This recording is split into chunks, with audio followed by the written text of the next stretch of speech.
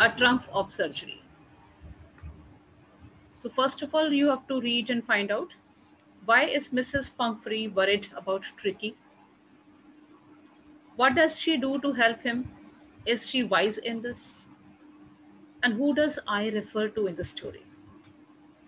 So keep these three questions in your mind and you'll be answering them very soon. So why is Mrs. Pumphrey worried about Tricky? Who is Tricky? Tricky is a small dog, which is pampered and overfed by his rich mistress. So what does she do to help him? Is she wise in this? So what does she do to help him? We already know the answer, but still, let's keep this question still in mind. Who does I refer to in the story?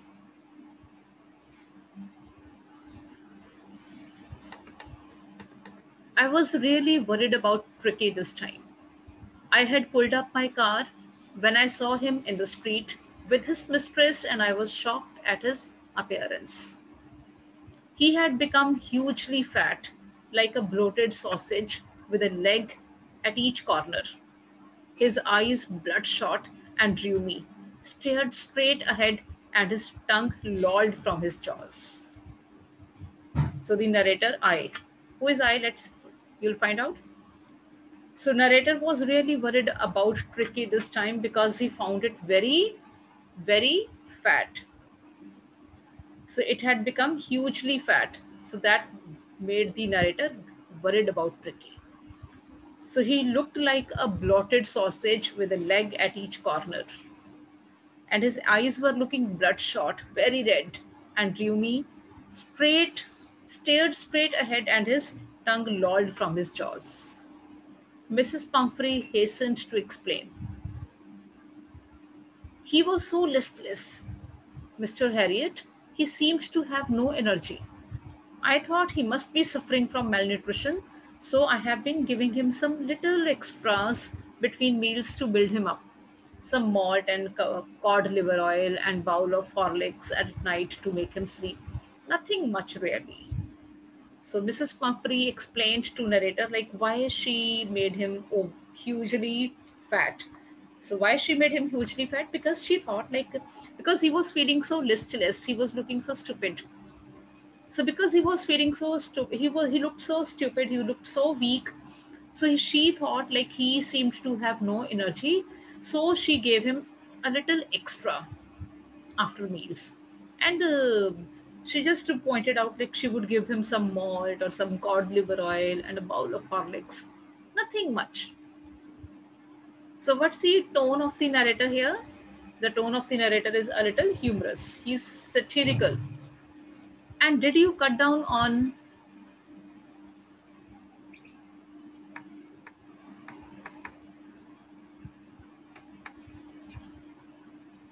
and did you? I thought he must be suffering from malnutrition. So I have been giving him some extras between meals to build him up. Some malt on cod liver oil and a bowl of Horlicks at night to make him sleep. Nothing much really.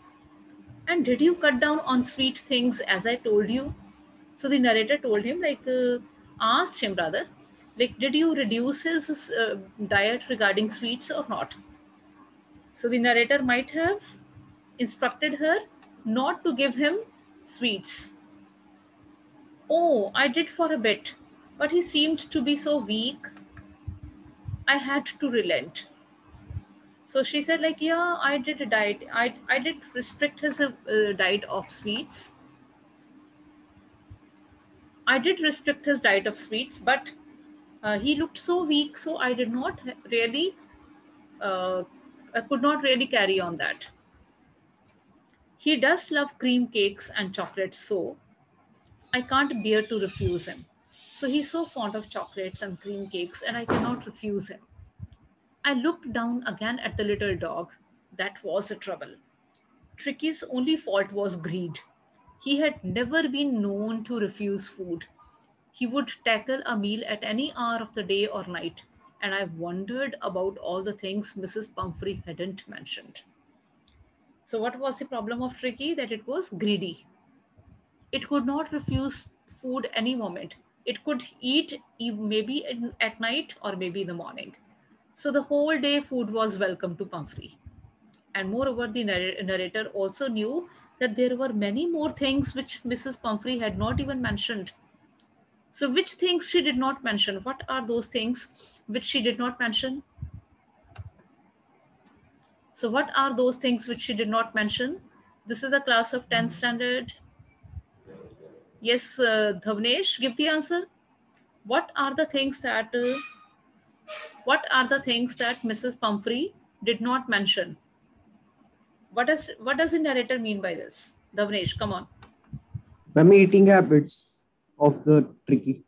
Yeah, okay, not exactly the eating habits, but exactly it was like Mrs. Pumphrey did not mention all the eatables which she had given to the dog, but she did not mention them. She talked about only two or three things which she said like she had been giving to the dog. There might have been hundreds of more things which would be giving to the dog, but she did not mention them, right?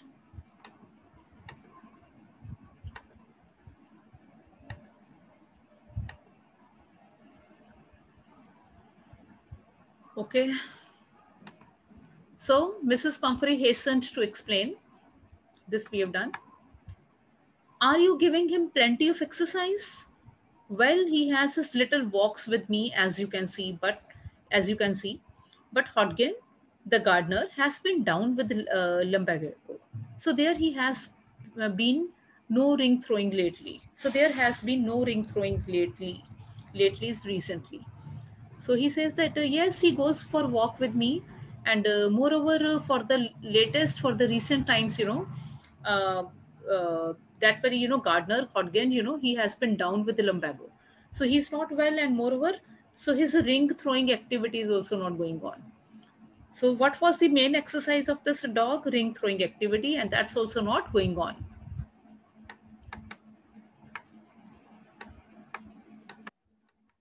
Got it?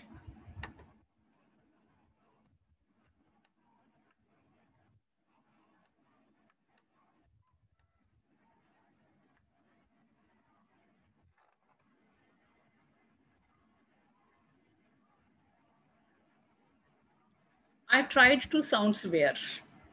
Now I really mean this. If you don't cut his food right down and give him more exercise, he's going to be really ill. You must harden your heart and keep him on a very strict diet.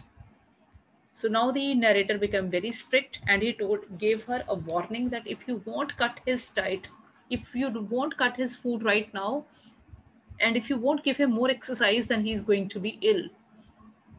You must harden your heart, means you must be strict. Mrs. Pumphrey wrung her hands. Oh, I will, Mr. Harriet. I'm sure you are right, but it is so difficult, so very difficult. She set off, head down, along the road as if determined to put the new regime into practice immediately. So this time she went off, and she seemed as if she was determined that she would be following the routine very strictly. It might be a disease. I tried to sound this. Mrs. Pumphrey wrung her hands. Oh, I will, Mr. Harriet. I'm sure you are right, but it's so difficult. So very difficult, she set off her head. She set off head down along the road as if determined to put the new regime into practice immediately.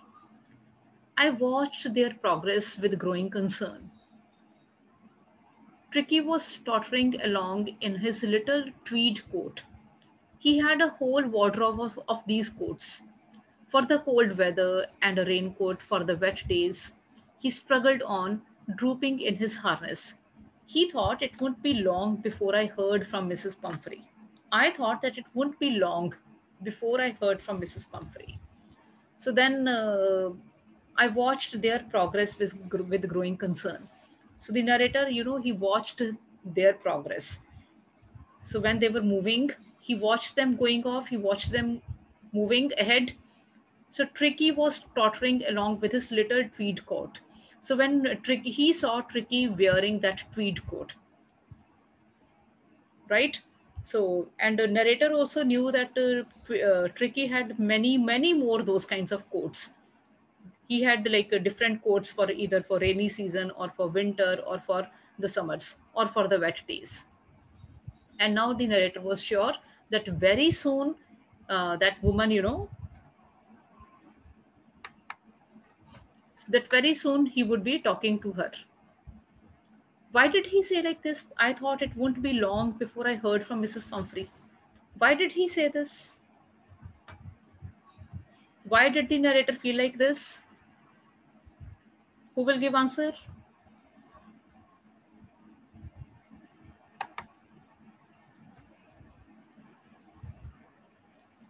Yes, who will give answer? Ankita, give answer. Why did the narrator feel that he would be very soon talking to her?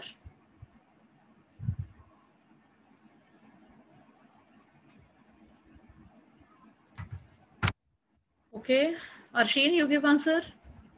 Why did narrator have this feeling that very soon he would be, that Mrs. Pumphrey would be talking to him?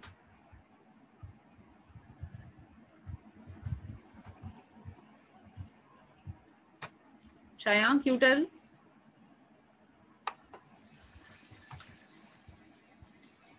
Yes. Shayank, yes. Come on. Mr. Yes. Harriet says this because You're not he audible. thinks that after a very Not audible, Shayank. Speak louder. Keep your mic near you. yes, ma'am. Still not really very clear. Mr. Harriet Hmm. Yes. Mr. Harriet thought this because he thought that after a very short time he would get to know that Tricky has lost his weight and he's doing more exercise Okay. and the words of Mr. Harriet had an effect on Tricky. Okay. Have you read the story? No, ma'am. Okay. So right now, do you think Mrs.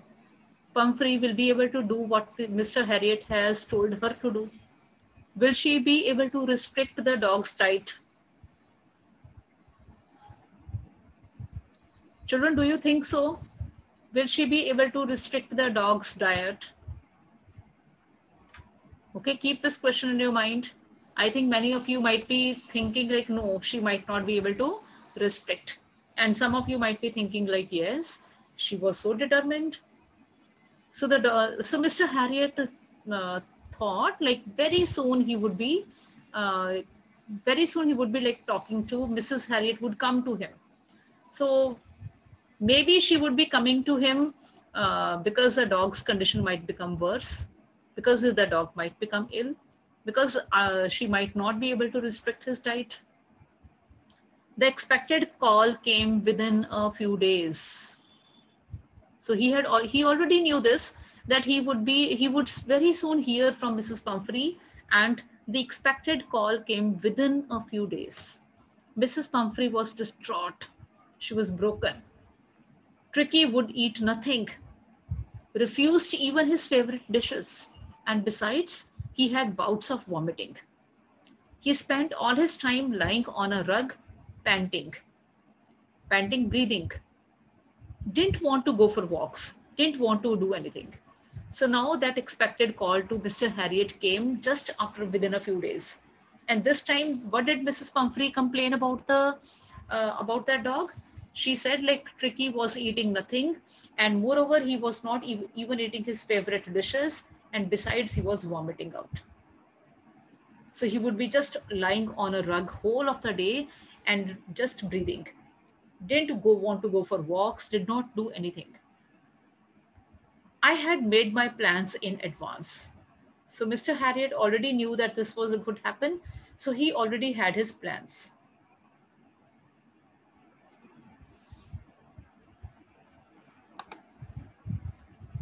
Nana, send me the Make a note, those who are entering late. Simmerleen is coming so late today.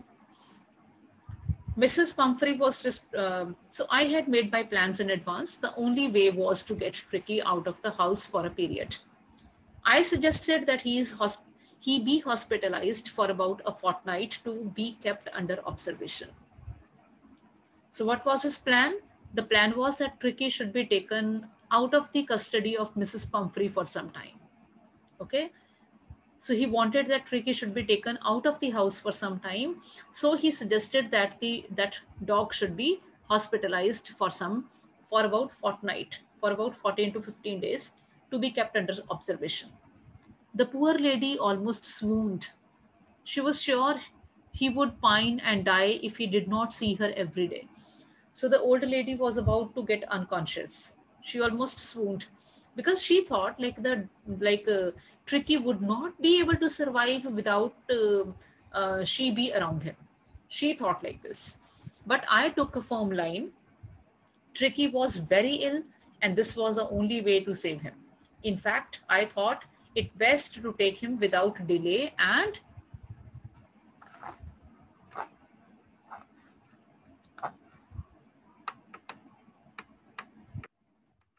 followed by Mrs. Pumphrey's wailings, I marched out to the car carrying the little dog wrapped in a blanket. So Mr. Harriet was very, strict today this time, and he had already made up his mind to do what he was doing. So he just followed his line that his condition is very critical, and that's the only way to save him. So he, without giving much explanations, he just took the dog, which was wrapped up in a little blanket. He marched out to the car. The entire staff was roused and maids rushed in and out, bringing his day bed.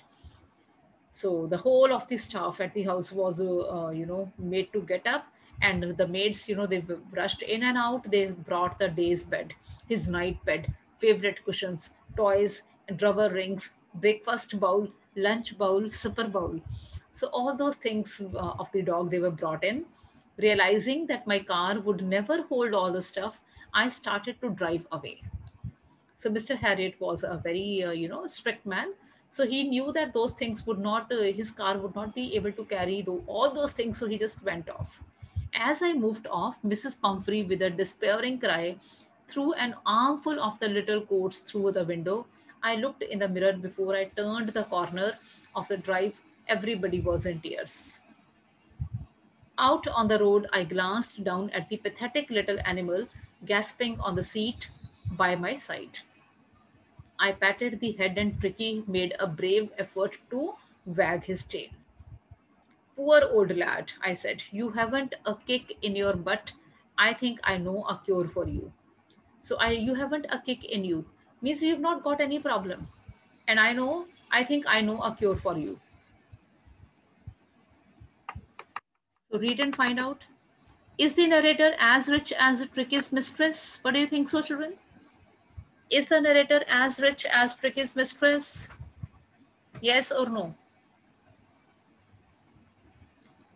Do you think Mr. Harriet is as rich as Mrs. Pumphrey?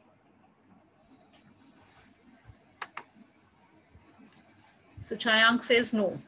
Why, Chayank? Why do you think he's not that rich? Okay, Ruhani also says the same thing. Ankita also says the same thing. So why do you think it is so? Okay, all say no. Why no? Give the answer. Now it's okay. Okay, Chayank will give the answer no. Why no? Okay, Sahaj also says no. Okay, let me ask Chayank only. Why Chayank you think like this?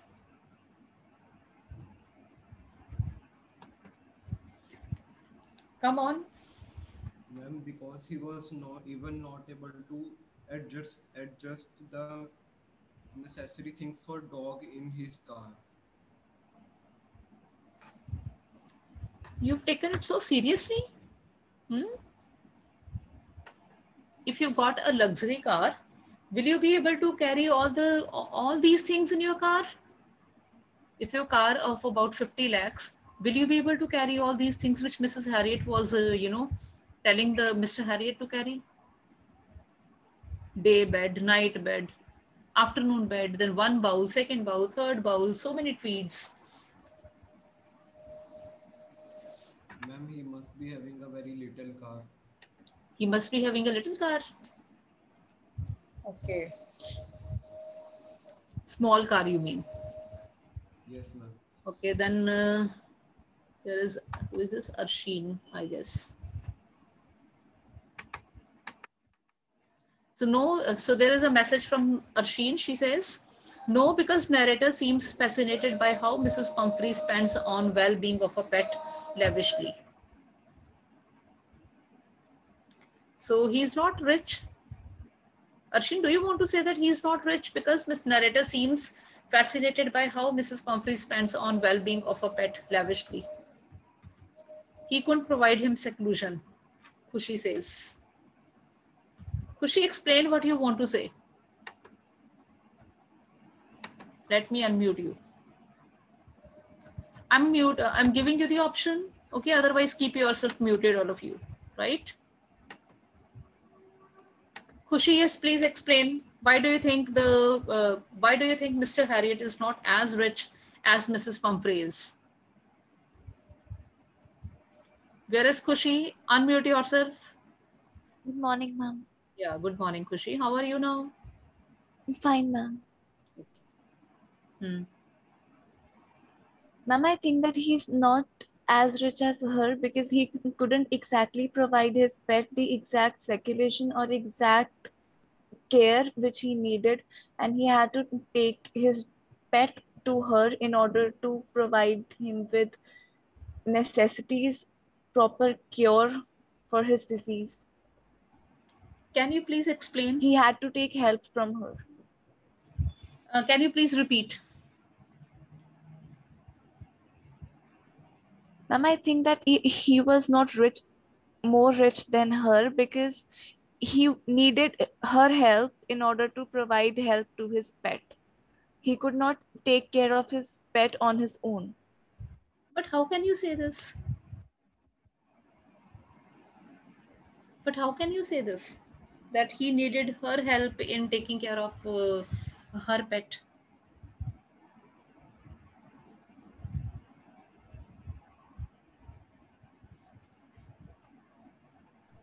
Okay, Khushi, tell me one thing. Whose pet it was, Mr. Harriet's or Mrs. Pumphrey's? Mr. Harriet, ma'am. It is the pet of Mr. Harriet. Yes, ma'am. How do you say, what makes you say this?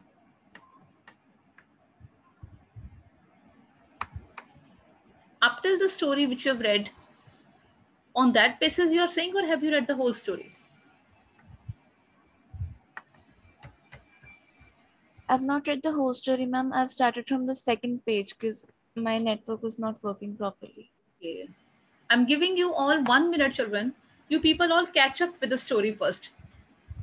Try to recollect or get the real names, actual names in the story. I'm giving you all 1 minute.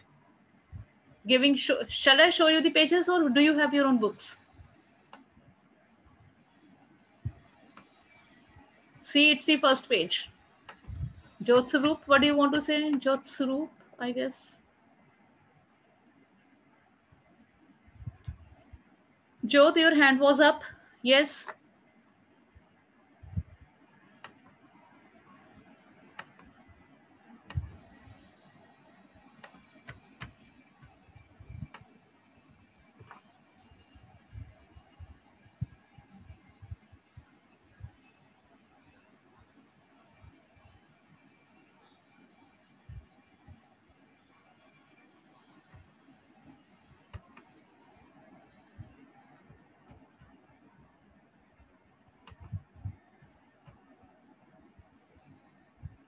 Yes, Jyotswaroop, unmute yourself and speak up.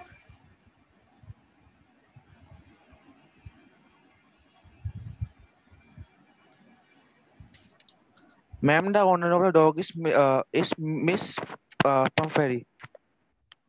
Yes. Doctor Harris is the vet. Yes. Actually, Khushi had not read the first page. That's why I'm asking her. Arshin, yes. Okay, having book. Okay.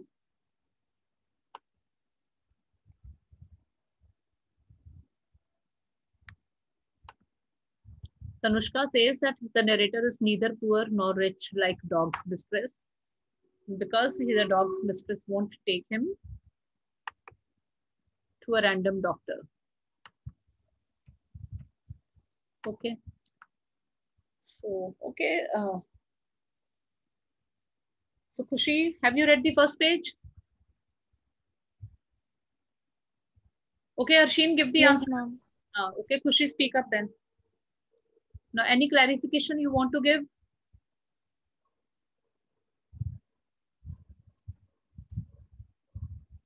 I'm not exactly sure who the dog belongs to, but my gut instinct tells me to believe that it's Mr.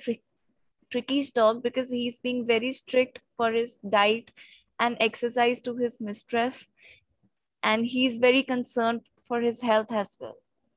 Okay, you think that, So I can't. okay. So it's your, you can say like, it's only your conjecture which makes you feel that Mr. Harriet might be the, master of the dog because Owner. he's very strict about his diet. So that's why you think like this. So I guess you are Yes, ma'am.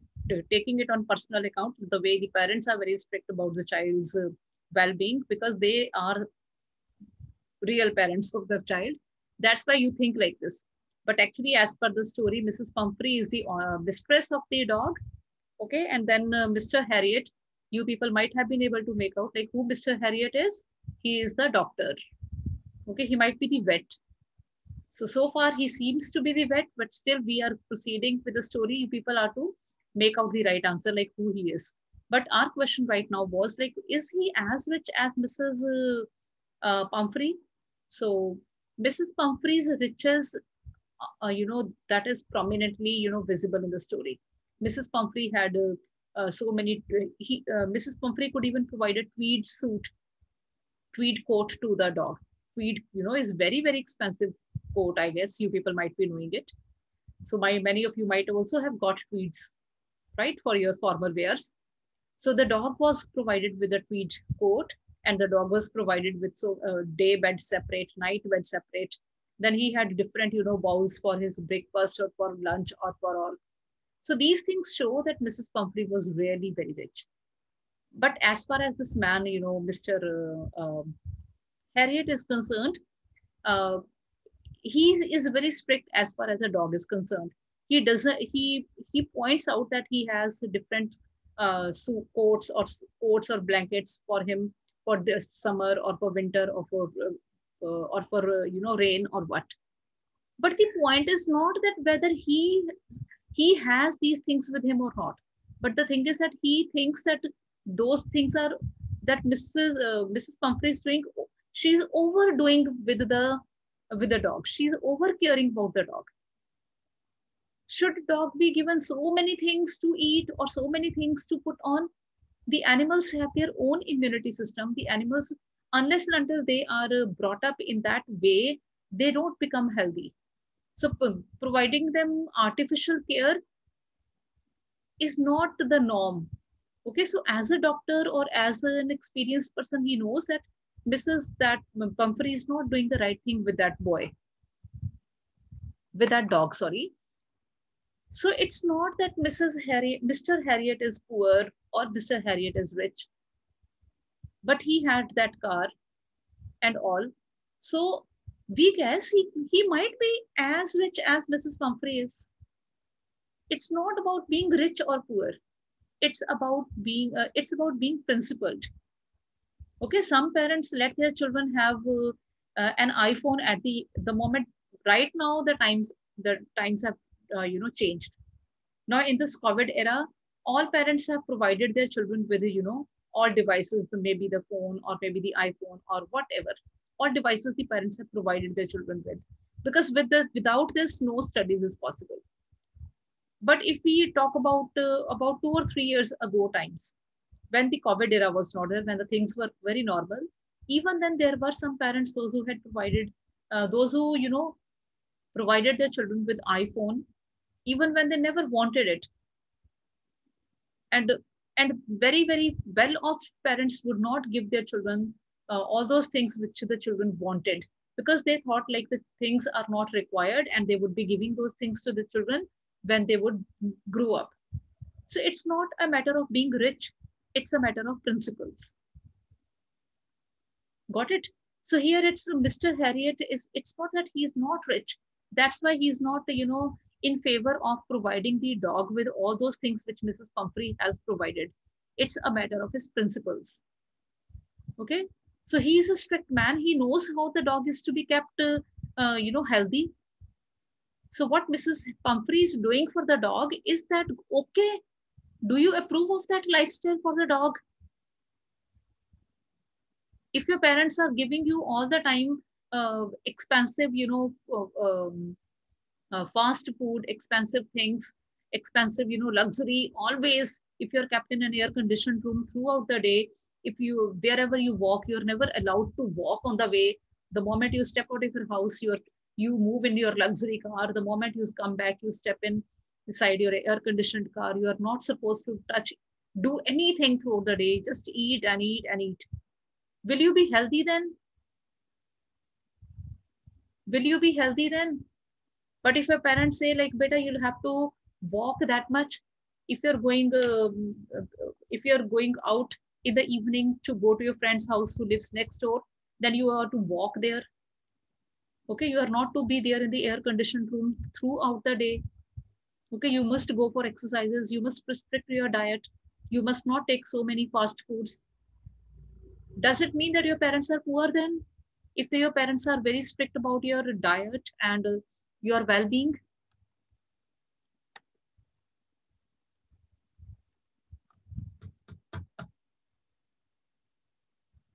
Right? So it's a matter of principles. It's a matter of ideal or good life. It's a matter of healthy life. So Mr. Harriet is strict about the diet and lifestyle of that dog. I always forget his name, Tricky, but doesn't mean that he's poor.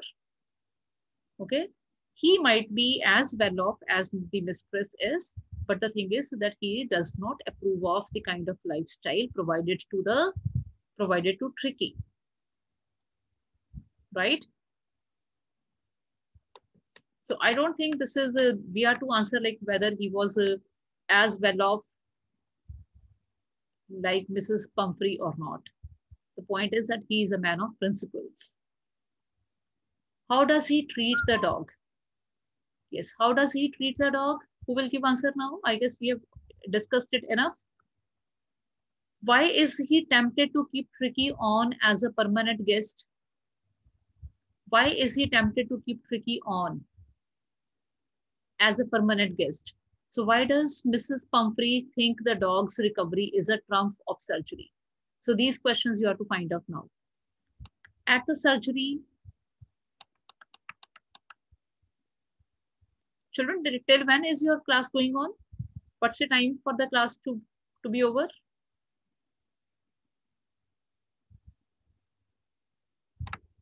I guess the time is over. Yeah, time 9:45 is the time. Yeah. So we have almost taken. Okay, tomorrow we'll continue with the chapter. Okay.